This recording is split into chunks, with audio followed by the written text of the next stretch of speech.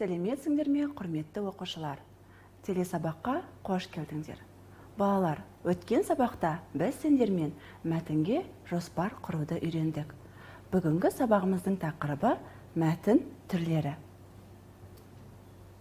Бүгінгі сабақта мәтін мазмұны бойынша пікір білдіруге бағытталған сұрақтарға жауап бересіңдер. Тірек сөздер, көмекші сөздер арқылы мәтіннің түрлерін және оның құрылымдық бөліктерін анықтайсыңдар. Балалар, өлеңді мәнерлеп оқиық.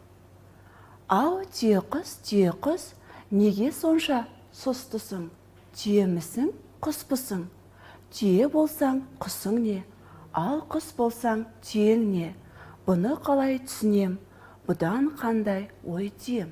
Мен айтайын білмесең, құс ішінде түйедей, бар бойымда тұр денем.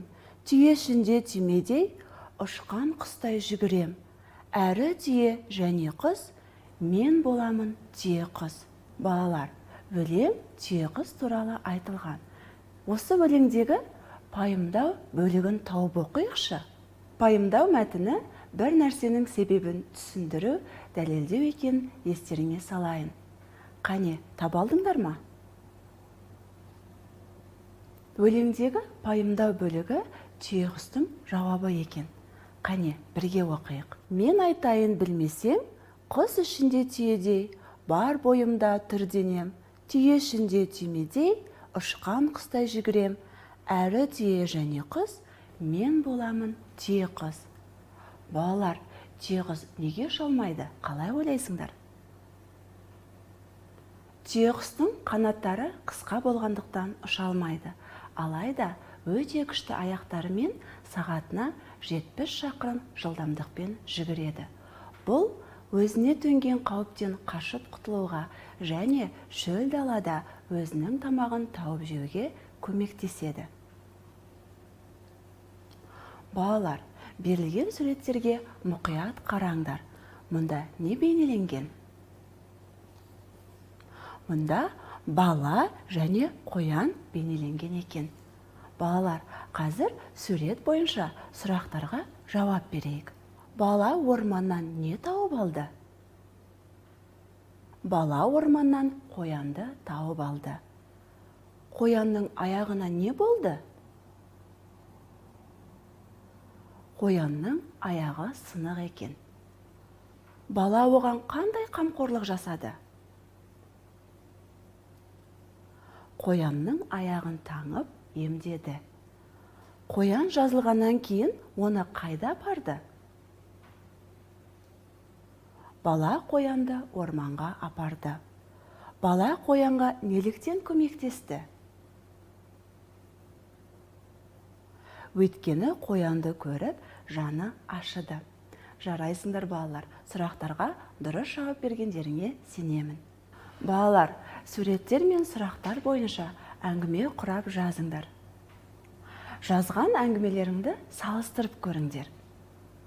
Жаралы қоян. Арман бірде орманнан жаралы қоянды көрді. Қоянның аяғы сыныпты. Арман қоянды үйге әкеліп, аяғын таңып емдеді. Қоянға тамақ берді. Қоян жазылғаннан кейін оны еркіне жіберді. Арман жанашыр бала. Қоянға жаны ашығандықтан көмектесті. Балалар, біз пайымдау мәтінінің не екенін білеміз. Пайымдау мәтіні бір нәрсенің себептерін түсіндіреді, дәлелдейді. Пайымдау мәтінінің өзіне тән бөліктері бар екен. Кіріспе бөлімде дәлелденетін пікір айтылады. Негізгі бөлімде пікірді дәлелдейді. Қорытынды бөлімде қорытынды пікір айтылады. Олай болса, мәтінді оқып, пайымдау мәтіннің бөліктерін ажырататын боламыз. Құмырсқаның қыста қарны ашпайды.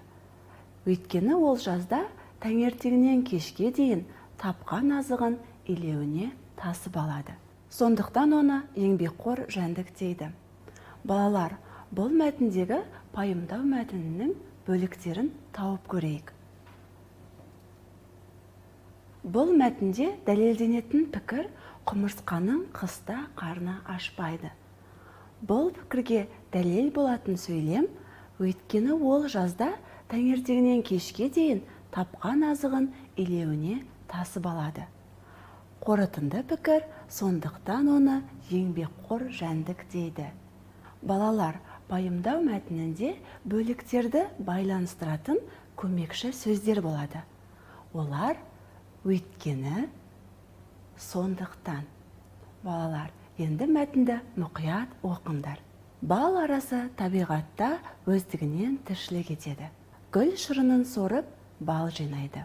Адамдар бал арасын балы үшін қолда асырайды. Бал арасын еңбекқор жәндік деп атайды. Өйткені олар өте кішкентай екеніне қарамастан үлкен жұмыстар атқарады. Балалар, мәтінге қандай ат қояр едіңдер? Менің нұсқам бал ара. Балалар, бал арасын неге еңбекқор жәндік деп атайды? Жауабын мәтіннен тауып көріңдерші. Бал арасын еңбекқор жәндік деп атайды. Өйткені олар өте кішкентай екеніне қарамастан үлкен жұмыстар атқарады. Балалар, мәтіндегі пайымдау бөлігін көшіріп жазыңдар. Мәтінді бірге оқиық. Адам үстіме мінсе, мен алысын жақын етемін. Адамдар күшімді көреді, сүтімді ішеді.